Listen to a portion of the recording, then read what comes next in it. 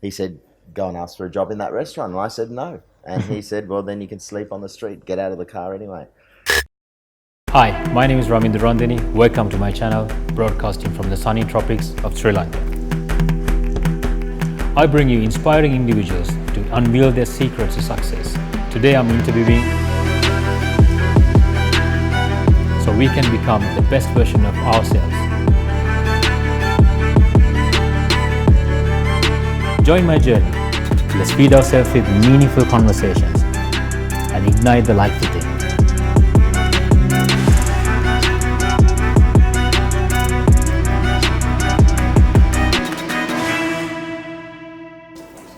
Hey guys, welcome back to another episode of Secrets to Success. I'm with a celebrity chef, Peter Kuruvita. Let's get right into it. Peter, welcome to the show. Thank you. So, I've read a bit about you and I figured out that you have actually amazing exposure, not just from Australia, also from UK, USA, Fiji, working as a chef. Would you call that as one of the key points that made you into chef that you are today? Not working in all those places. I think working in all those places came as a reward for all the hard work. And I think being a chef, so many people think that being a chef is so easy. This November is 40 years cooking for me. Wow. And I started when I was 15 and 9 months, and it was a long, hard journey of hard work. I was talking to another chef last night about it, and you know, my goal always was, look at the person who was put in charge of me, and in my mind I would think, I'm going to take your job in 3 months. It's ambition without anger, and that's what you need. Great. So what was your biggest influence for you to become a chef? My father told me to get out of the car and go and get a job. Simple as that. Simple as that. I was 15 and 9 months. I'd left school. I'd had enough of school, and I was allowed to leave. And I said to my father, I'm allowed to leave. You can't stop me. And he said to me, well, okay, well, he'd retired. And he said, well, you can hang with me until you find a job. And by that stage, he taught me how to be a plumber and an electrician. My hobby is pulling cars and motorcycles apart and putting them back together. So I'm a good mechanic. But I didn't really want to do any of those trades. And one day we were driving around our local suburb, and he stopped the car and he said, you like cooking with your grandmother, didn't you? It was like such a random question, because coming to Australia was hard for all of us. But my memories of this country and also the people in it, including especially my grandmother, still today play a big part in the person who I am. And so, he said, go and ask for a job in that restaurant. And I said, no. And he said, well, then you can sleep on the street, get out of the car anyway. So I thought, what the hell? I'll go and ask. And I knocked on the door, and this young 24-year-old chef opened the door. And I said, my father's told me I have to come and ask you for a job. I don't expect one, but... And he said, well, we were thinking about getting an apprentice. It's one of those, you know, there's luck and then you make your own luck. Yeah. The luck comes very seldom. When it comes, you have to grab it and deal with it. And that's what I did. Wow, that's such an amazing story. Just, So that's from there for you to become a celebrity chef you're today. That's been a quite amazing journey. I hate Did you that. always You know, envision to be that? honest, I hate that celebrity chef title. Right. Because I don't really know what it means. I'm a restaurateur. I still run restaurants. I still work in the kitchen. And through that hard work and also having something that is tangible, and a chef without a restaurant to me is a weird thing. So you shouldn't be calling yourself a chef anymore. And, you know, when the day comes that I don't have a restaurant, I'll be a food and beverage consultant. So a chef without a restaurant isn't. So that's what I do. I have a restaurant.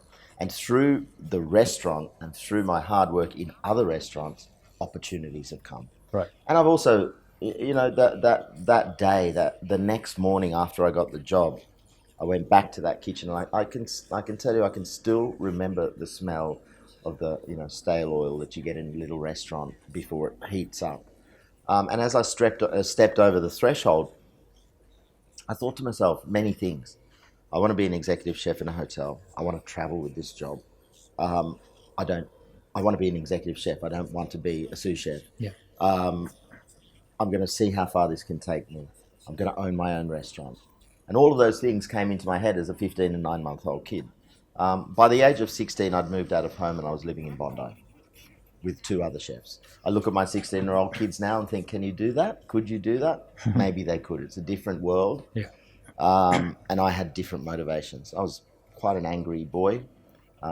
Due to our move coming to Australia, it was a very hard transition. And I learnt a lot along the way. And people, especially in this country, talk about, they don't have an education. Yes. My education probably cost me about $1.3 to $1.5 million in bad business decisions, which I will never make again. So I've had the best education in food and beverage that anyone can have. And with that knowledge now, I don't make mistakes anymore. Absolutely. Wow. So I'm not a celebrity chef, I'm a restaurateur. Thank you very much. So it's great. I think that intention of you, like you don't like to be called as a celebrity chef. It's a weird thing. Keep you who you are. I think that's what we see in the screen. There's a sense of authenticity coming from you. Yeah. Probably that's what. Well, that's nice to hear. Thank you. And I've heard that for you to get the first TV show, the slot, you had to try so hard. Yeah, that was a hard thing. I wrote my book first, Serendip, and again it was like and actually in Sri Lanka there's only a few copies left, but the original cover is still there. The new books have been printed without this special cover that has a secret, which if any of the people who own it, I suggest to them they open the book, remove the cover, and the secret will be revealed. Right. But yeah, so that book was, again, I came here, I just wanted to get this story out. I wanted to get the story of who I was and where I was from out. But to do that, I had to do a lot of research. And the research was coming back to our 260-year-old house in Kuruvita, where my auntie still lives. And, I was there 2 days ago at the Polar with her, and we bought all my favourite vegetables and we cooked them in the kitchen. So I went back to that house, and there were 22 of us in that compound. All my father, his 2 sisters and brother, all the siblings, and my grandmother and grandfather. And we in that house, I just had such a wonderful time. So that book was a homage to them. But I only knew my cousins as Lucky and Sita and Kubi and Champa and Sashi. Their names are this long. So I went back, and my brother, who's a professional photographer, came with me. And we went around Colombo and we picked all the girls up. Most of those girls hadn't cooked in that kitchen for 25 years.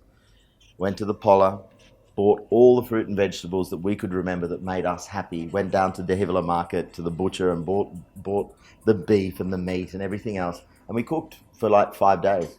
And in that 5 days, all the questions that I wanted to ask them came. I tried to record it, but it was just like a barn full of chickens because everyone was so excited and everyone was laughing and talking. So that book really completed, I think, my time in Sri Lanka. It made me, and it's a record, and hopefully my cousins and everybody else feel that I've got it right. So book in hand, thought, and actually the show came about because I was doing something for Dilma, and the crew I'd taken with me, the guys at that stage, the production company who are now the Precinct, they were just 2 videographers that used to shoot videos for internet stuff. They were just they weren't hardcore crew. Right. They didn't know what they were doing really. And Henry, the director, because we took these 8 chefs around Sri Lanka, and every night I could tell stories. Everywhere we were, sitting there in my sarong, remembering, going to the parks, to the beaches, and I was just telling stories. And Henry said, "You got some stories."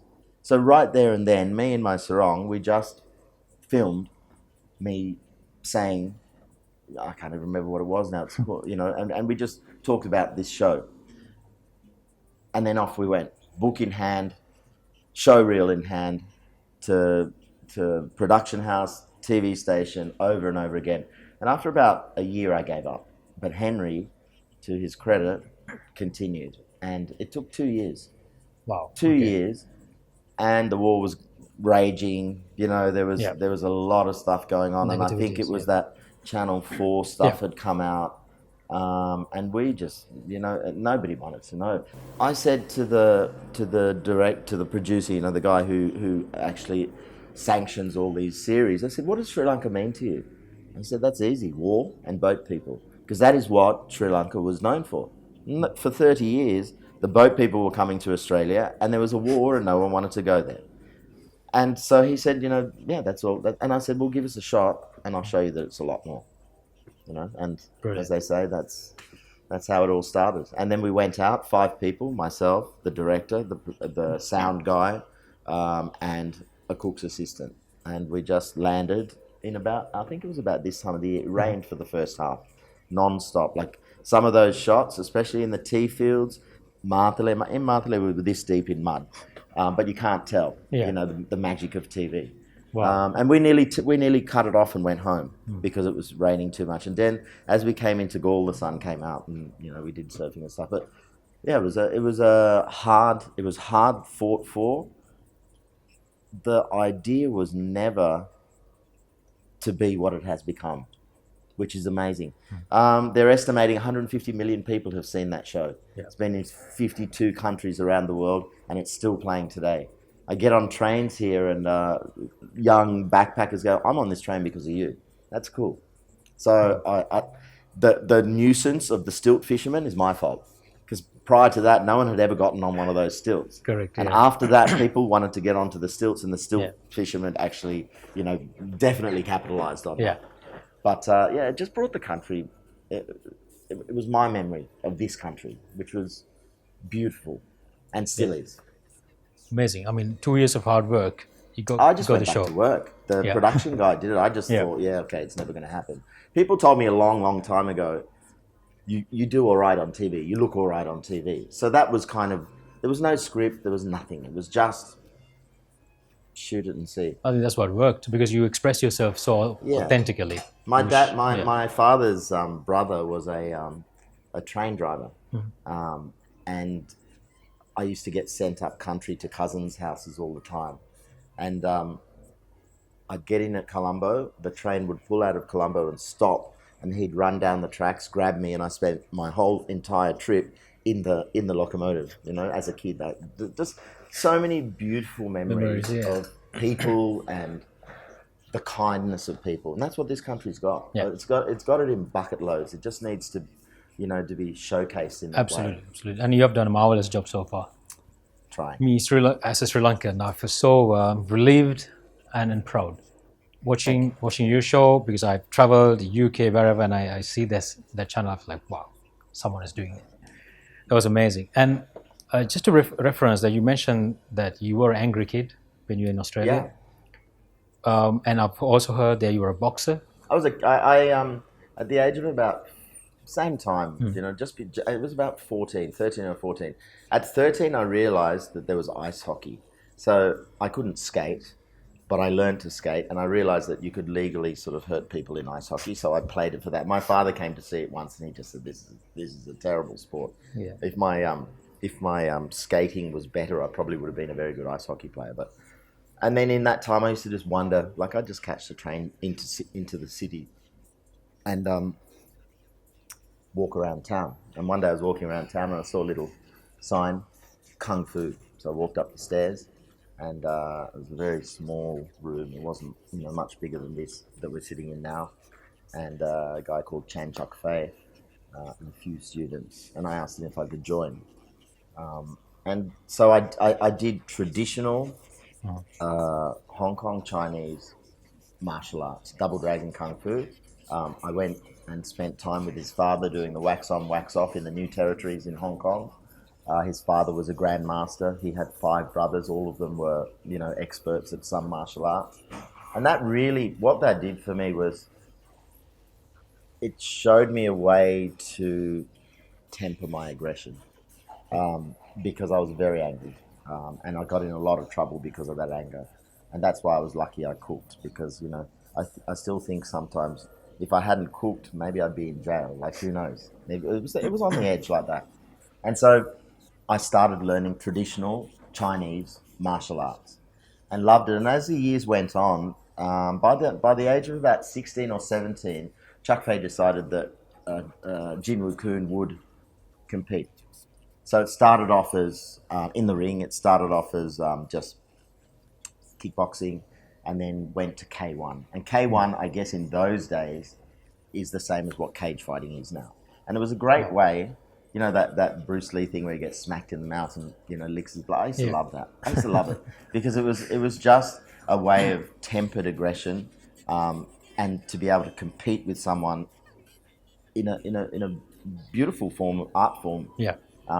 You know, I think my last fight was when I was 33, and so at the age of 33, I was the executive chef of one of the best restaurants in Sydney, and I always had broken, you know, black eyes and bruises and stuff, but that was just part of it. Yeah, it was good. I recommend it to everyone because it's really good to control and focus on And who you express are. your Yeah, yeah, and you don't have to fight in the ring, but you know, the martial arts is an incredible art form, whether it's Tai Chi or cage fighting. absolutely. So you had a good reason to do martial arts. Oh You yeah, I had was very angry. anger. Yeah. So you Yeah, express in a positive way. So one you would say, hundred percent. It was yeah, positive. It was 100% positive. brilliant. You know, tempered me for sure. It was good. Fantastic. So that's something for everyone who's watching because a lot of people struggle with anger or stress or whatever, and they don't know what to do with it. And the next step that they do is like they do something negative, and they express it and say, "Look, I'm an angry guy, and this is what I do."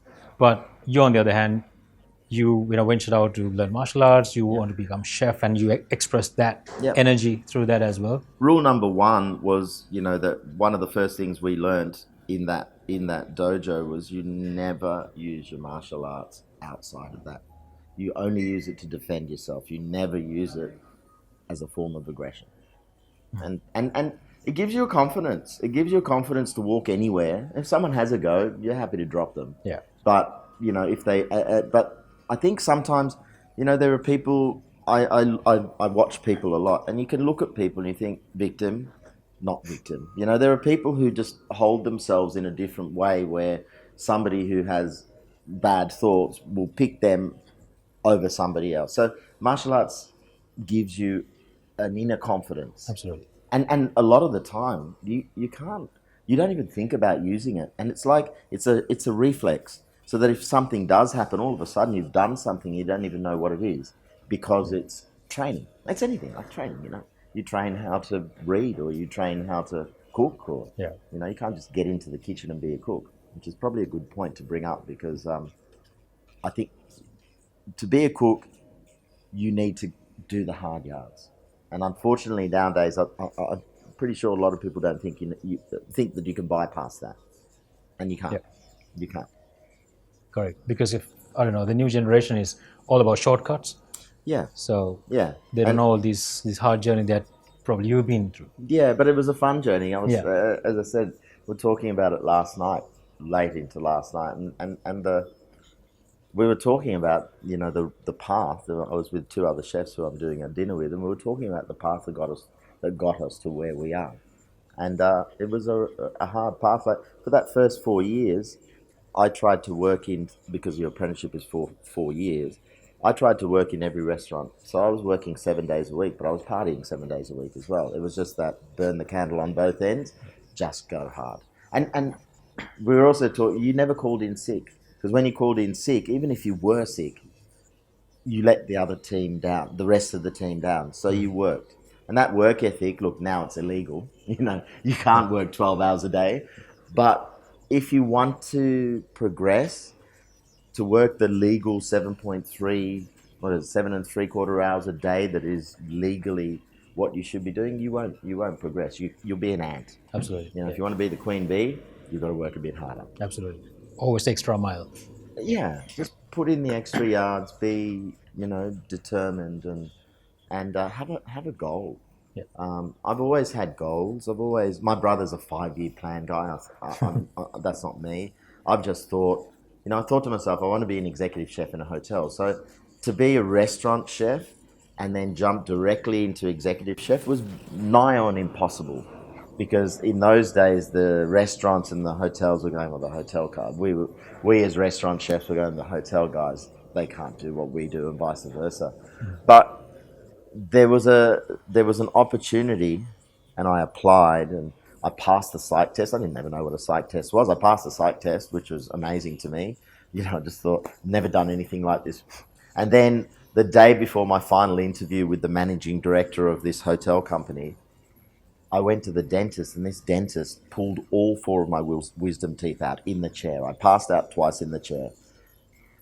I was in agony, but I thought, I've got this final interview. I had a white shirt on, and I thought, I'm going in anyway. So I had cotton wool in my mouth and had to write the answers to them. And I wrote to them. The first thing I wrote, sitting in there in front of these 2 guys, and I wrote, I've just had 4 of my wisdom teeth pulled out. I'm still here. I'm happy to ask any questions. Now, if I was them, I would have given me the job too, because this guy's turned up. Absolutely. He's bleeding. He's got 4 wisdom teeth removed, and he's still here. And so that was my first job as an executive chef in a hotel. And we did the Olympics, and after the Olympics, I applied for Hayman Island, which was massive, and I had no idea what to do. So I said to my dad, I don't know what to do. And he said, son, there's always someone who wants to show you how much they know. So shut up for the first week. You're a smart boy. Shut up for the first week and just listen. And sure enough, there was this big Danish executive sous chef who showed me around, and I just sat and listened. And after a week, I got it and said, right, great, off you go. And then I just winged it. And the rest of it you learn. Corporate life is very different to restaurant life. How to write an email. I mean, my emails were terrible at first. No capitals, no swearing on emails, all that stuff. So you learn as you go. But yeah. Look, I think I've always just thought, damn it, I'll just have a go. Yeah. What can happen? You fail. But if you don't try, you'll never know. Absolutely. Yeah. Amazing.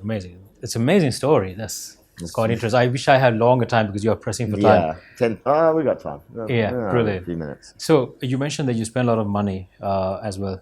I lost a lot of money. I lost a lot of money. Yeah. Okay. In bad, and you know what? The answer to that is always listen to your wife. Right. She said, "Don't do that one." I didn't listen. Especially when it comes to financial matters. Yes, they're always right. Yeah. So bring your family in, not your entire family, but your wife, who is your partner in everything.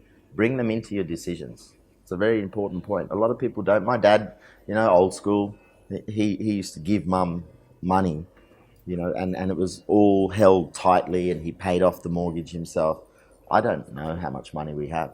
My wife gives me money, and she controls everything. But she's the business partner. I'm the worker, and that's the way we look at it. So, PeterKuruvita.com has 2 employees, her and I. That's it. I can hear my wife is laughing in the background. She's actually doing it right now. Yeah. And I kind of argue with her, like, I need my card. Yeah. No, I have a card, but she sees everything I buy, so you got to be careful. Yeah. So I've seen in Sri Lanka, we are big about learning accounting and finance and software engineering, etc. And our guys actually done really well. Some of our guys work in Google and Facebook, NASA, for example. Yeah. So that trend is there. So I believe Sri Lankan education system is doing something right. There's been Sri Lankans are highly educated. I think the literacy level in Sri Lanka is 2 or 3 points higher than Australia.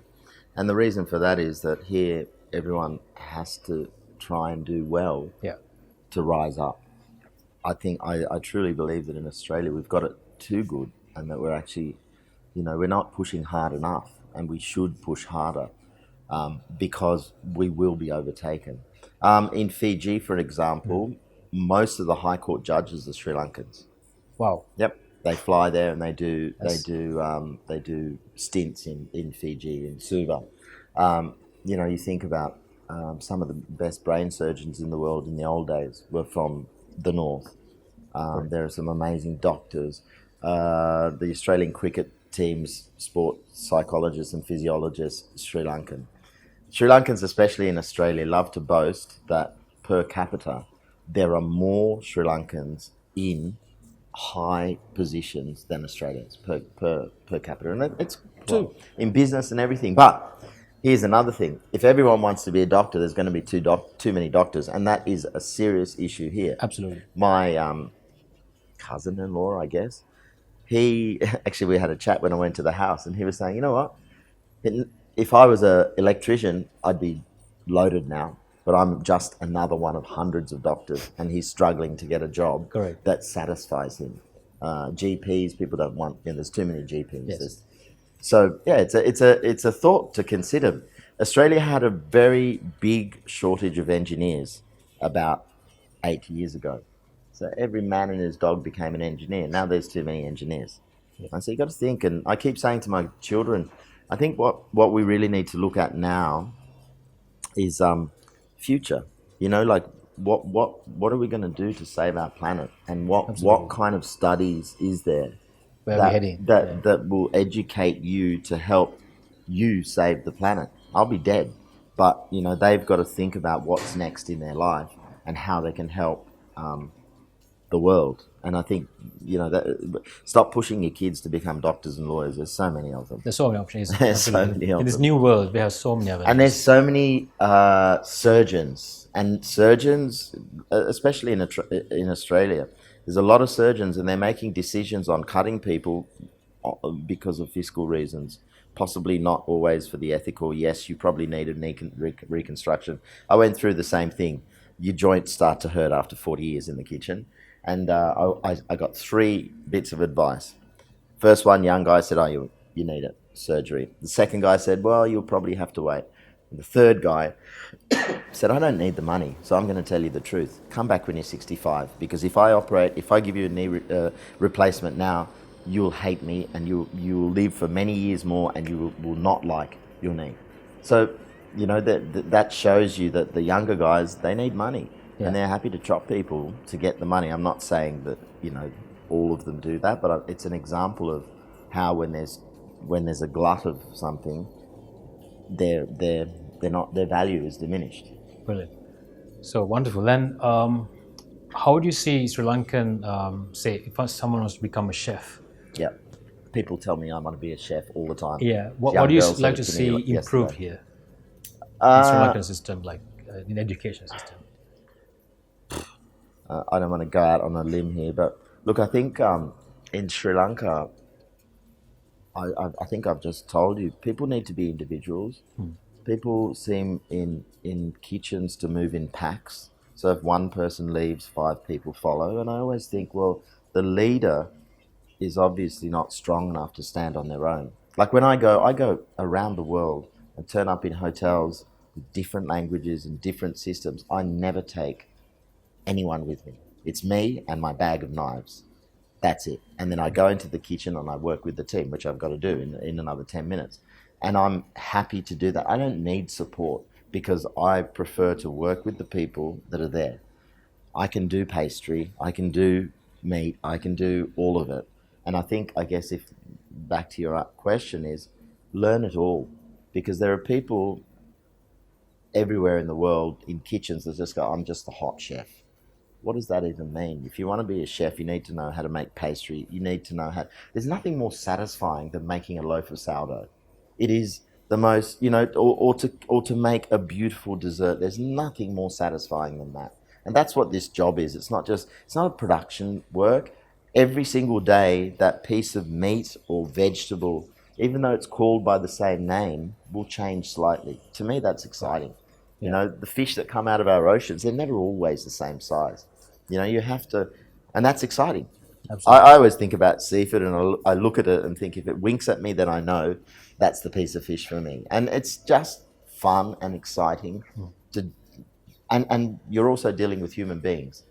And with dietaries and all the rest of it that's coming up now, you have to actually educate yourself even more. You have to be kind of half doctor, dietitian. Because people have, not in this country. I've always thought, why is it that in Asian countries and Mexico and stuff like that, there's no dietaries? And I think they just die at a young age. Peanut allergy, or what happened? The kid died of a convulsion. Yeah. Gone. But in Australia and other Western countries, people are kept alive and they find out what their allergies are. And then they come back to you in a restaurant scenario. So on any given night in our restaurant, you would have 15 or 20 different dietaries. And you have to deal with them really nicely. Like with vegetarians, my idea is that every single other person on the table should be jealous of the dish that the vegetarian gets. So we make the vegetarian dish the most stunning dish, not just a bowl of pasta or a bowl of vegetables. Yeah. So again, it's exciting, it's fun. Absolutely, great. It's challenging. Great. So final question, Peter. What's the best thing in Sri Lanka for you? The best thing about Sri Lanka for me is coming back and knowing where I'm from. I think that's and I think everybody needs to know that. And In Australia, we don't, we're from all over the world. Some people hold on very closely to that, and sometimes in a negative way, because they might say, I'm from so and so, but they've never been back. So I think it's important, wherever you're from, go back, discover your roots, see who you are. I'm lucky enough to be able to go back to a house that is 270 something years old, where generations. My father wanted to die in that house, like all the rest of them did, but he gave it up for us. So as a repayment, I make sure that my kids also know where they're from, and my kids are also partially sixth generation white Fijians. So there's a whole fruit salad there.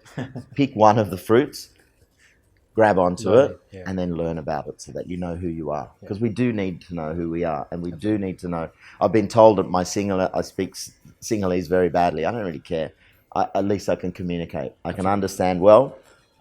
If I was here for 6 months, I'd pick it up again. But when I was living here, I spoke Tamil, Sinhala, German, and English. Wow. And I regret losing that, but going to Australia in 1974, you had to lose everything and be a classic. Okay, I'll finish with this. So 1974, everybody is white. And if you're different, you're very different. And when I started bringing kids home, my dad's sitting in a sarong and a singlet eating with his hands. And like, people are just looking at it and thinking, what's wrong with this guy? It's like, no, that's what we do. I still eat with my hands. Because there's a saying, right? Eating rice and curry with a spoon and fork is like making love through an interpreter. Don't get the flavor unless you taste it. Get rid of the cutlery. Yeah. Anyway, look, I love coming back. I love this place. I wish I could do more. And if there's one message that I could pass on to people is start cleaning up. Because the beaches and the plastic and everything is starting to overtake this country. And everybody needs to chip in. And the younger generation are. I think there's a really good, beautiful, strong young generation in this country who are savvy, who are starting to see the world in a different way. And just look after your environment, because it's gone otherwise. Precious, yes. Brilliant. Peter, you've been an amazing ambassador for Sri Lankan cuisine and Sri Lanka itself. Thank you so much for your time, and wish you all the strength. Thank you.